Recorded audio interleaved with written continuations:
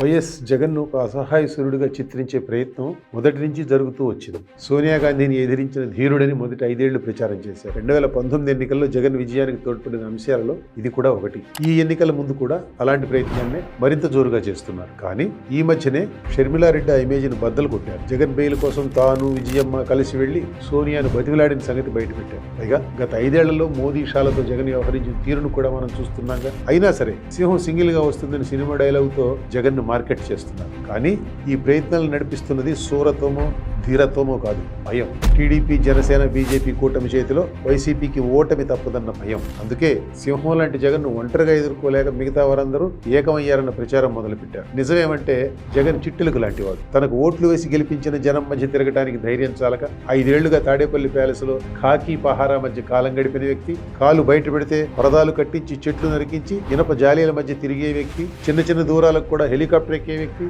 ఆకాశ మార్గాన్ని వెళుతూ కింద హైవేపై ట్రాఫిక్ ఆపించిన వ్యక్తి చిట్టెలుగు కాక సింహం ఎలా అవుతాడు? అయితే ఈ చిట్టెలుక దుర్మార్గపు చిట్టెలుక, కంత్రి పనుల్లో కుతంత్రపు కుట్రల్లో ఆరితీరని చిట్టెలుక. ఇసుక దందాలో దోచిన 1000 కోట్లు మూలుగుతుండగా జగన్ ఒంటరివాడు ఎలా అయ్యారు? మద్యం వ్యాపారాన్ని సంపూర్ణంగా హస్తగతం చేసుకుని నొక్కేసిన 1000 కోట్ల నగదు అండగా ఉండగా ఆయన ఒంటరివాడు ఎలా అయ్యారు? ఇంకా అనేక దారుల్లో అవినీతికి పాల్పడి పోగేసిన ధనరాశులు ఉండగా జగన్ ఒంటరివాడు ఎలా అయ్యారు? వ్యవస్థలను ధ్వంసం చేసి పెరట్లో పారేలుగా మార్చుకున్న ఐపీఎస్లు, ఐఏఎస్లు ఉండగా జగన్ ఒంటరిగా పోటీ చేస్తున్నట్టు ఎలా అవుతుంది? చిన్నా చితక పార్టీలను, మీడియాల సింహభాగాన్ని, సోషల్ మీడియాలోని మేటి ఇన్ఫ్లుయెన్సర్లను కనిపెట్టుకుని ఉన్న జగన్ ఒంటరివాడు ఎలా అయ్యారు? ఈ దుర్మార్గపు పాలనకు చరమగీతం పాడాల్సిన అవసరం విషయంలో కుదిరిన ఏకాభిప్రాయం ప్రతిపక్షాలను ఒక చోటకు చేర్చింది తప్ప జగన్ ఏదో పొడి చేస్తాడన్న భయం కాదు. ఎవరి అవసరం అక్కర్లేక జగన్ సింగిల్ గా ఎన్నికల గోదాలోకి దిగుతున్నారన్న మాట కూడా వక్రీకరణ. వైసీపీతో చేయి కలపడానికి ఎవరూ రెడీగా లేని స్థితిలో వేరే గతి లేక జగన్ ఒంటరిగా పోటీ చేస్తున్నారు తప్ప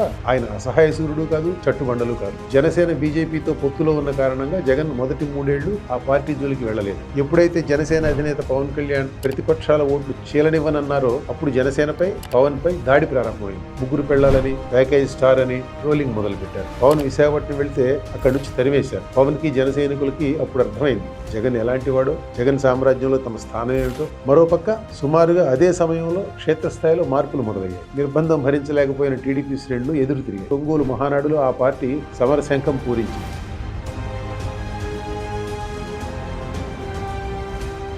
2023 మొదట్లో వచ్చిన పట్టభద్రుల ఎమ్మెల్సీ ఎన్నికల ఫలితాలు క్షేత్రస్థాయిలో వచ్చిన ఈ మార్పులను ప్రతిఫలించాయి. దానితో కోటమిరెడ్డి శ్రీధర్ రెడ్డి, మేకపాటి చంద్రశేఖర్ రెడ్డి, ఆనం రామనారాయణ రెడ్డి, ఉండవల్లి శ్రీదేవి గీత దాటారు. ఫలితంగా శాసనమండలికి పంచుమర్తి అనురాధ ఎన్నికైపోయారు. ఆంధ్రాలో భవిష్యత్తు ఎవరిదో అందరికీ అర్థమైపోయింది. అందుకే ఊహించిన దానికన్నా ముందే పవన్ చంద్రబాబు దగ్గరికి వచ్చారు. చాలా నిజాయితీగా వచ్చారు. తద్వారా విభజిత ఆంధ్రప్రదేశ్ చరిత్రలో తన స్థానాన్ని సుస్థిరపరుచుకున్నారు. తర్వాత బీజేపీ కూడా అదే దారిలో నడిచింది. పవన్ కళ్యాణ్ కానీ, బీజేపీ కానీ వైసీపీతో పొత్తుకు సిద్ధమైతే జగన్ వద్దనేవారా?